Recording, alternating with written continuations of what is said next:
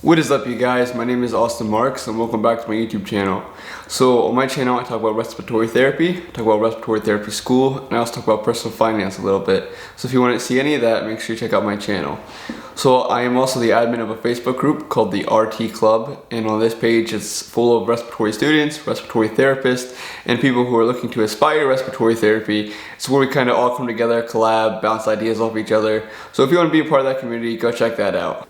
So in this video, I'm going to be talking about a few things that I wish I knew before actually applying to RT school, things that I wish I knew before becoming an RT. I think that knowing this just would help put everything into a little bit of better of a perspective for me. So the first thing is that nobody knows what a respiratory therapist is. What? So I don't even think half my family knows what I do. And when I see people, they're like, hey, what do you do for a career? I say, oh, I'm a respiratory therapist. And they say, is that like a specialized nurse or what the heck is that? I kind of explained that I'm an expert in the cardiopulmonary system, I'm an expert in critical care, that's what I deal with the vents, I deal with any kind of respiratory issue. They kind of just clump it all together with working in the hospital, and they don't really understand what I'm saying anyway. But if you do have any questions about what a respiratory therapist actually is, I do have a whole video on it, so go check that out. So I think that's just the number one thing. I wish I would have knew that we were kind of under the radar. And it's like that with the public. That's part of the reason I created this YouTube channel, just to try and get respiratory therapy's name out there, get more people to understand what we do and why we do what we do. So that's just the public side. So a lot of people in the healthcare field or in the hospital in general have no idea what we do. So they think, there's respiratory. What does respiratory even do? Some think that we only give nebulizers. Some only think that we work in the ICU and only deal with ventilators. People that work in the hospital, they don't even know what exactly we do. So that's another reason for creating this YouTube channel, is so I can reach out to other people in the healthcare field and just kind of explain what respiratory therapists do. With saying that, another thing that I wish I knew was that not everyone in healthcare knows our expertise, what we're capable of doing.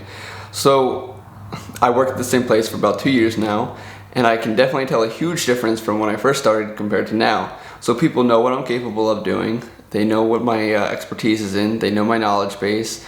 So before, when I first started, they wouldn't really call me for anything, but now they're like, hey Austin, we need respiratory, come save the day. So I'm there, they call me for any respiratory problem whatsoever. The docs, they feel like they can consult with me and say, hey, what are you thinking we should do with this patient? Another thing that my hospital has is protocols. So I can go into a patient's chart, I can change all of their respiratory medications, all their respiratory therapies, depending on what I'm thinking based on my assessment of the patient.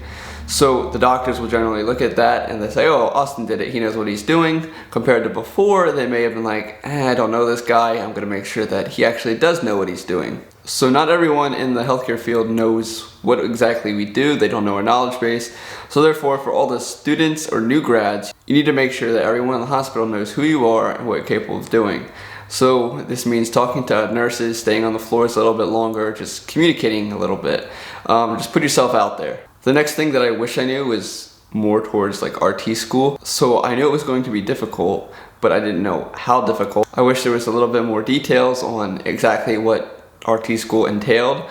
So once again, another reason for creating this YouTube channel. I have a whole video talking about my RT program. I have a video talking about if respiratory school is hard. So if you want to see any of that, make sure you check that out. But I had no idea going in. I didn't know what the pass rate was. I didn't know how many people failed. I didn't know if I was even gonna pass. I was going in blind. And I actually went to a community college where I got my associate's degree.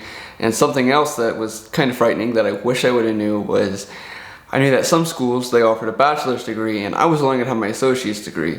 So I was kind of worried if hospitals would even look at me or if they would just kind of overlook me and hire the person with a bachelor's degree before they even hire me.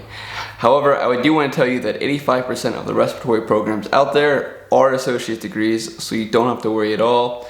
Personally, I've talked to my employer about this and they said that if someone comes in with a bachelor's degree versus an associate's degree, yes, the bachelor's does look better. However, they're looking at you as an individual and not a piece of paper. So therefore, if you're the better applicant with only an associate's degree, they're going to take you over the guy with the bachelor's degree. The job outlook is amazing for respiratory therapists. You have no problem at all. So those are 4 things that I wish I knew when applying to RT school, when going through RT school.